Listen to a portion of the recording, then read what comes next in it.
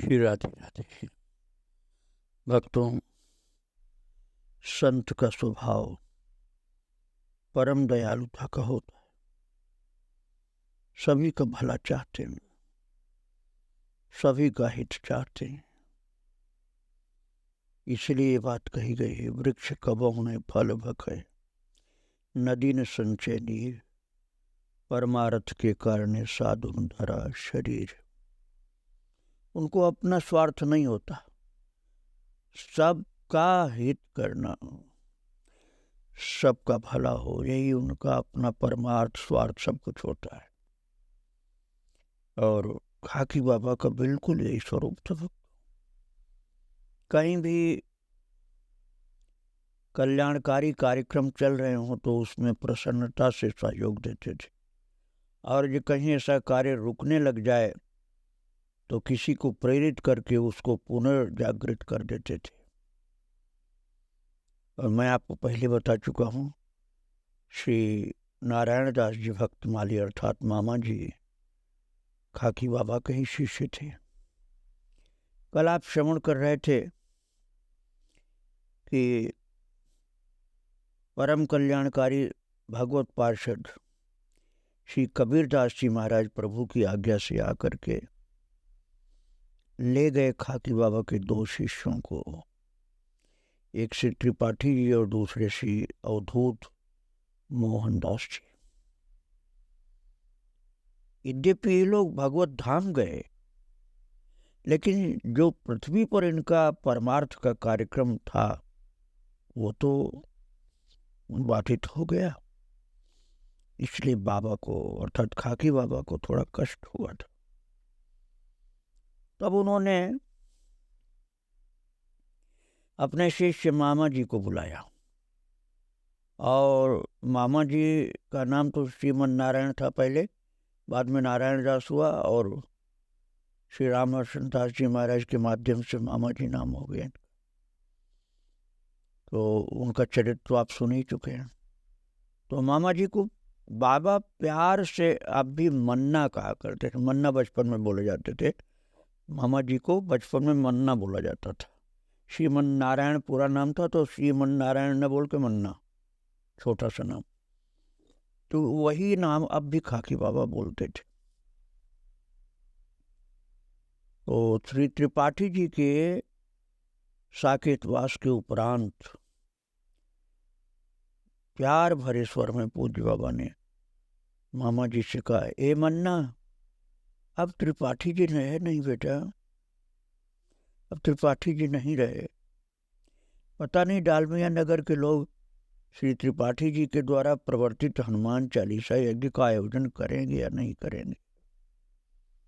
जब तक त्रिपाठी जी रहे वो यज्ञ बड़े धूमधाम के साथ मनाया जाता था।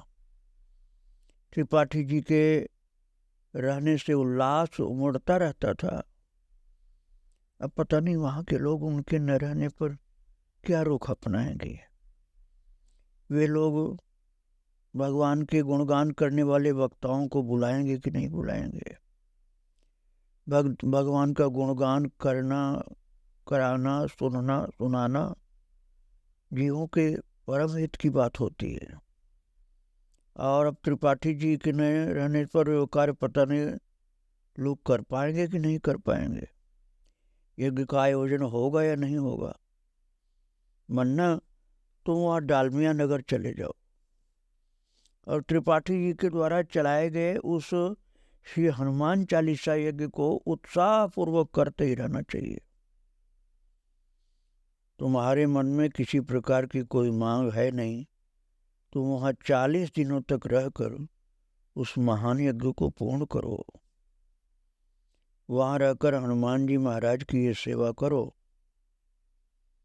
भक्तों, ऐसे परमार्थ के कार्य जो होते हैं ये भगवान की सेवा के ही कार्य होते हैं। और श्री हनुमान चालीसा यज्ञ जो चल रहा था त्रिपाठी जी के द्वारा गुरु कृपा से, अब वो हनुमान जी की सेवा ही थी। इसलिए मन्ना जी को वहाँ जाने के लिए बाबा ने कहा। अपने गुरुदेव की आज्ञा अनुसार मामा जी डालमिया नगर गए। केवल उसी वर्ष नहीं, कई वर्ष तक लगातार जाते रहे।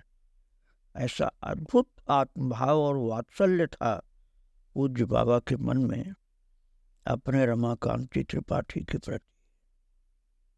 त्रिपाठी जी को तो मैं आपको सुना चुका हूँ, कबीरदास जी महाराज भगवत धाम ले गए, लेकिन त्रिपाठी जी का जो लोकहित अर्थात भक्ति का कार्य था संसार में, उसकी क्षतिपूर्ति के लिए मामा जी को भेजा था बाबा ने। हनुमत कृपा नाथ श्री रमाकांत जी त्रिपाठी एवं अवधूत संत श्री मोहनदास जी के महाप्रयाण के उपरांत पूज्य बाबा के जीवन एवं चिंतन में परिवर्तन आ गया। मैं आपको पहले बता चुका हूँ भक्तों कि वो दोनों नेत्र थे बाबा के, और व्यवहार में गंभीरता ने भी स्थान बना लिया। उनको लगा कि हमारे दोनों नेत्र तो ठाकुर जी के पास गए, अब गंभीर हो जाना चाहिए। तो अंतर्मुखता के फलस्वरूप ये गंभीरता थी। पूज्य बाबा प्राय अपने दिव्य स्वरूप प्रिया अली भाव से श्री जनक धामेश्वरी रसीली श्री सियाजो और श्री जानकी जीवनेश्वर रसिया श्री राम जी की अंतरंग सेवाचर्या में अधिक लवलीन रहने लगे। खाकी बाबा अब हमेशा कहा करते, संसार अच्छा नहीं लगता, मेरी वृत्ति अंतर्मुखी हो गई है, अब मुझसे लोकहित का जनहित का भी कार्य नहीं हो पाएगा, अब तो मैं केवल अपने सिया जी और राम जी के लिए हो गई। अब पूज्य बाबा सांसारिक कार्यों से पूर्णतः विरक्त होकर के भागवत भजन में ही डूबे रहते थे। लेकिन रविवार एवं मंगलवार को लोक कल्याण हेतु दुखी व्यक्तियों को विभूति बांटने का अपना नियम जारी रखा, और यह उनकी सेवा भावना की परिचय है। वे लोगों के दुख सुन करके द्रवित हो जाते थे और अपने इष्ट देव से दुखों के निवारण की प्रार्थना करते थे। अपने लिए कभी नहीं करते थे, दूसरों का दुख निवारण करने की प्रार्थना करते थे। धीरे धीरे भक्तों सन 1970 का मनहूस साल आया। उस वर्ष के आश्विन माह के शुरू में वो माता जिनसे बाबा का विवाह हुआ था वो चल बसी, और अब 30 नवंबर 1970 का एक स्मरणीय प्रसंग है भक्तों। पूज्य बाबा के शरीर के भतीजे श्री उमाशंकर जी मिश्र अपने परम वंदनीय संत शिरोमणि चाचा जी की सेवा बड़े मन से किया करते थे। प्रातःकाल हल्की हल्की ठंड थी। पूज्य बाबा के चरणों को धोने के लिए उमाशंकर जी ने पानी गर्म किया। गर्म पानी और तौलिया लेकर के पूज्य बाबा के पास गए। ज्यों ही चरण धोने के लिए उन्होंने अपने हाथ बढ़ाए, बाबा ने मना कर दिया। और भक्तों उमाशंकर जी ने बड़ा अनुरोध किया, बड़ा प्रयास किया, परंतु श्री खाकी बाबा किसी भी तरह से राजी नहीं हुए। उमाशंकर जी प्यार भरा अनुरोध करते ही रहे। अनुरोध भरे सतत निवेदन को देख करके पूज्य बाबा ने कहा, आज तो पैर धुलवाना ही नहीं है, हाँ यदि तुम कल मुझे स्नान भी करवाओगे मैं तब कुछ भी नहीं बोलूंगा तुमको। अपने पूज्य चाचा जी की जिद देखकर श्री उमाशंकर जी मन ही मन खिसिया गए कि आज तो चरण भी नहीं धोने दे रहे हैं, कल कह रहे हैं कि कल स्नान भी कराओगे तो कुछ नहीं बोलूंगा। महाराज महापुरुषों के एक एक शब्द का बड़ा मर्म होता है, जो आगे समझ में आएगा। बर्तन का पानी ठंडा हो गया और बात नहीं बन पाई, चरण नहीं धोने पाए। फिर सारा दिन बीता, रात में पूज्य बाबा एवं श्री उमा शंकर जी दोनों ने साथ साथ श्री ठाकुर जी का प्रसाद पाया और फिर सो गए। अब अगले दिन ब्रह्म मुहूर्त के समय लगभग 3 बज रहे होंगे। पूज्य बाबा उठ करके अपनी चौकी पर बैठ गए। फिर उन्होंने समीप में सोए हुए अपने भतीजे उमाशंकर जी को संबोधित करते हुए कहा, पुकार करके कहा, संबोधन करते हुए बुला करके, ए उमा, अभी तक तुम सोए ही हो? बाबा की आवाज सुनकर उमाशंकर जी जग गए। पूछा, बाबा बोलिए। तो बाबा बोले, आज कौन सा दिन है? तो उमाशंकर जी बोले, आज मंगलवार है महाराज जी। बाबा ने प्रश्न किया, क्या तुमको हनुमान चालीसा याद है? उमाशंकर जी बोले, हाँ याद है, आपकी कृपा से मुझे तो। बाबा बोले, तुम मुझे हनुमान चालीसा सुनाओ। बाबा के आदेश पर उन्होंने संपूर्ण हनुमान चालीसा सुनाया और कुछ अन्य श्लोक विश्वास स्वर बड़े प्रेम से सुनाए। तब तक घड़ी 4 बजा चुकी थी। पूज्य बाबा जी को चौकी पर बैठे छोड़कर उमाशंकर जी शौच आदि से निवृत्त होने के लिए चले गए। प्रातःकालीन क्रियाओं से निवृत्त होकर जब वो वापस आए, उन्होंने देखा कि बाबा के शरीर पर की रजाई सरक कर एक ओर गिर गई और वे आराम से मसनद के सहारे लेटे हुए। उन्हें ठंड में बिना रजाई लेटे देख करके रजाई हट चुकी है और वैसे ही लेटे उमाशंकर जी स्तब्ध रह गए। वे आगे बढ़कर रजाई उड़ाने लगे तो बाबा ने मंद स्वर में इतना ही कहा, अब मैं चल रहा हूं अपनी नगरी की ओर। भक्तों, अपनी नगरी की ओर कहूं तो कि भगवान के धाम की ओर। वही मेरी नगरी है, सब मानते थे। तो उन्होंने बोल दिया धीरे से कि अब मैं चल रहा हूं अपनी नगरी की ओर।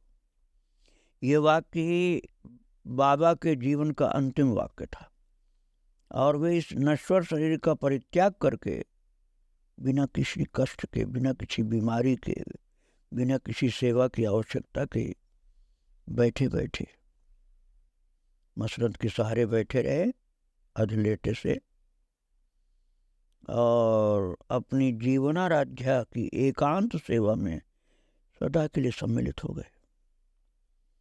जीवनाराध्या अर्थात सीता माता, रसीली स्वामिनी श्री सियाजू एवं स्वामिनी श्री सियाजू के जीवन सर्वस्व रसिया श्री राम जी का, जिन्होंने जीवन भर प्रियाली भाव से बड़ा लाड़ चाव प्यार किया था, उन परम रसिक युगल के परम पावन श्री चरणों पर अपने सर्वविधि सुगंधित जीवन पुष्प को सदा सदा के लिए समर्पित कर दिया। जिनकी मधुर प्रीत के गीतों को आजीवन गाया था बाबा ने, जिनके मधुर विवाह के उल्लास को सदैव उत्साह के साथ मनाया था, जिनकी मधुर उपासना का रसास्वादन अपने निज जनों को कराया था, उन मधुर युगल की मधुरता में ही पूज्य बाबा सदा निमग्न रहे और ऐसे निमग्न रहे कि स्वयं मधुरता की प्रतिमूर्ति हो गए थे। वे मधुरता मूर्ति पूज्य बाबा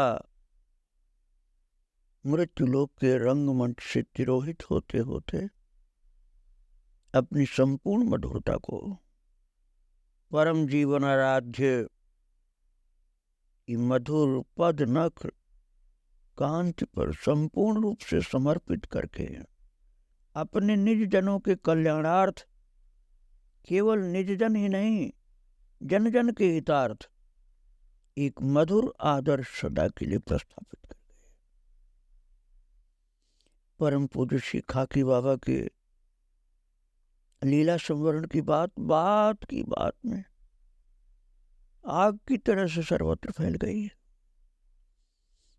दिशाओं दिशाओं से लोग अंतिम दर्शन के लिए आने लगे। दर्शनार्थी श्रद्धालुजनों की अपार भीड़ के मध्य बक्सर के गणमान्य वकील श्री बब्बन बाबू भी थे। वे रोते रोते अपने साथ एक गठरी भी लाए और इस गठरी को रखकर वे अवरुद्ध और स्खलित स्वर में कहने लगे। भक्तों, बब्बन बाबू ने वो गठरी ला करके जो बाबा के चरणों में रखी थी, उनका शरीर छूटने के बाद तो वहाँ जो लोग उपस्थित थे उन लोगों से कहा कि आप लोग देखें कि इस गठरी में क्या है। उन्होंने कहा, जब पूज्य बाबा पहले पहले बक्सर में आए थे तब उन्होंने ये गठरी मुझे दी थी, और गठरी देते हुए उन्होंने कहा था इसे खोलना नहीं, इसे तब खोलना जब मेरा प्राणांत हो जाए। तो बब्बन बाबू ने कहा कि मैंने उनसे प्रश्न किया कि यदि मेरी मृत्यु पहले हो जाए तो फिर क्या करना होगा। पूज्य बाबा ने कहा, तेरे से पहले मैं जाऊंगा। और पूज्य बाबा की बात सत्य निकली। विभक्त कह रहे थे कि मैं रह गया और बाबा मेरे सामने चले गए। ये गठरी तब से अभी तक बंधी हुई पड़ी है, बहुत वर्ष हो गए, किसी ने भी खोला नहीं। उनकी बात मुझे याद थी, उन्होंने कहा था मेरे जाने के बाद ही खोलना। तो उनके आदेश का पालन करने के लिए मैं ये गठरी लेकर अब आया हूँ। सबके सामने उस गठरी को खोला गया। उस गठरी में बढ़िया रेशमी मिर्जई, रेशमी चादर, लिंगोटी और अचला रखा हुआ था। बाबा दे गए थे बब्बन बाबू को अपना सर्वांतिम परिधान। सर्वांतिम परिधान को धारण कराने के पूर्व बाबा के पावन शांत कलेवर को गंगा जल से स्नान कराया गया। और स्नान कराते समय उमाशंकर जी फपक करके रो पड़े। पूज्य बाबा की गत रात वाली बात रह रह करके दिल को साल रही थी। जो बाबा ने पिछले दिन चरण नहीं धोने दिया था ना, ठीक एक दिन पहले, और कहा था कि कल तुम स्नान भी कराओगे तो मैं कुछ नहीं बोलूंगा। और गंगा जल से स्नान करा करके वो कौशे सर्वांतिम परिधान बाबा को धारण करवाया गया। भाल पर तिलक लगाया गया। स्वयं मामा जी द्वारा बनाई गई टोपी धारण कराई गई। उस समय ऐसा लग रहा था मानो पूज्य बाबा ध्यानस्थ विराज रहे हों। और भक्तों, एक अद्भुत गहरी रहस्य की बात है। गंगा मैया की इच्छा थी कि इन महामानव के पांचभौतिक शरीर की जो अस्थियां हैं वो सुरक्षित उनके जल में रहें, उसको कोई जीव जंतु न खाए, न नष्ट हो, उनके जल में ही रहें। और बाबा की अस्थियां, ये गंगा माता की इच्छा थी, और वही संकेत बाबा ने कर दिया था कि गंगा जी की जो इच्छा है उसको मानो। उन्होंने कहा, मेरे पांच भौतिक कलेवर को मजबूत लौह की मंजूषा में पधराकर पतित पावनी गंगा माता की प्रबल धारा के मध्य प्रवाहित किया जाए। भारी इसकी लौह की एक पेटिका बनाई गई थी, उसी में बाबा की आज्ञा अनुसार गंगा जी की गहराई में विराजमान किया गया। प्रवाहित करते समय घाट पर खड़े असंख्य भक्तजन सजल नेत्रों से बाबा के प्रति अपनी भाव भरी श्रद्धांजलि अर्पित कर रहे थे। आप समझ लीजिए, साधारण मनुष्य नहीं थे। कितने कितने अनुभव लोगों को इनके द्वारा प्राप्त हुए थे, कोई गणना नहीं है। बरसाना के एक संत की बात मैं आपको सुनाता हूँ। परम पूज्य खाकी बाबा के लोकोत्तर दिव्य यात्रा संबंध रखती हो बात। श्री कृष्ण वल्लभा श्री राधा रानी का निज धाम है बरसाना ग्राम। बरसाना से आगे सांकरी खोर की ओर चकसौली ग्राम है। उसी ग्राम के पास एक कुंड है जिसे श्री कृष्ण कुंड कहा जाता है। यहीं पर एक गौरवर्णी अंतरंग संत रहा करते थे और वे राधा वल्लभ परंपरा के संत थे। जब जब मामा जी अर्थात नारायण दास जी भक्तमाली जी बरसाना जाया करते थे तो प्राय उन संत के दर्शन किया करते थे और भेंट होने पर वे संत सदा पूज्य खाकी बाबा के कुशल समाचार पूछते थे। खाकी बाबा से उनका अति निकट घनिष्ठ आत्मभाव था। मामा जी से कुशलता का विवरण सुनकर बड़ी प्रसन्नता उनको होती थी। पूज्य बाबा के लीला संवरण के लगभग 5 मास बाद मामा जी उन राधा वल्लभी संत के दर्शनार्थ बरसाना पहुंचे और प्रणाम के उपरांत उन्होंने पूज्य बाबा का कुशल समाचार पूछा। भक्तों, मामा जी ने बहुत खिन्न मन से दुखी होकर के धीरे से उन्हें बताया कि लगभग 6 मास पहले उन्होंने अर्थात बाबा ने अपनी लौकिक लीला का संवरण कर लिया है। महाराज इतना सुनते ही वे चौंक पड़े संत राधा वल्लभी संत बरसाना वाले और कुछ पुरानी बात याद करने लगे। तत्काल उन्होंने पूछा कि ऐसा कब हुआ। मामा जी ने तिरोधान की तिथि बतला दी और तिथि बतलाते हुए एकदम अंतर्मुखी हो गए। फिर अपनी स्मृति के पुरातन पन्ने को जैसे उलटने लगे और राधा वल्लभी संत ने कहना आरंभ किया, जो तिथि तुम बतला रहे हो उस दिन मैंने ब्रह्म मुहूर्त के समय आकाश में देखा था कि बाबा विमान पर बैठकर जा रहे हैं। मैं सहज रूप से उनसे पूछ बैठा आत्मभाव प्रेरित अपने पुराने धृष्ट स्वभाव के अनुसार, बाबा आप कहाँ चले। तो विमान में बैठे हुए बाबा ने उत्तर दिया, देख लो कहाँ चले। तुरंत दूसरा प्रश्न किया, क्या अकेले। बाबा ने मधुर स्वर में कहा, तुम आ जाओ। तो राधा वल्लभी संत बता रहे थे मामा जी से कि मैंने अपनी उलझन बतलाते हुए कहा, आप आकाश में इतनी ऊंचाई पर हैं तो वहां मैं कैसे आ जाऊं। बाबा ने फिर उसी मधुर स्वर में रहस्योद्घाटन करते हुए कहा, तो फिर बात को समझ क्यों नहीं लेते। और इतना कह करके पूज्य बाबा चले गए और विमान मेरी दृष्टि से ओझल हो गया। परम पूज्य बाबा की परम दिव्य यात्रा का ये परम दिव्य प्रसंग स्वयं में अति मुखर है। उनकी परम दिव्य गति की गाथा कर देने के लिए ये एक घटना रहस्य वाली घटी थी भक्तों, बरसाना में रह रहे संत के साथ, जो उन्होंने मामा जी को बताई। भक्तों,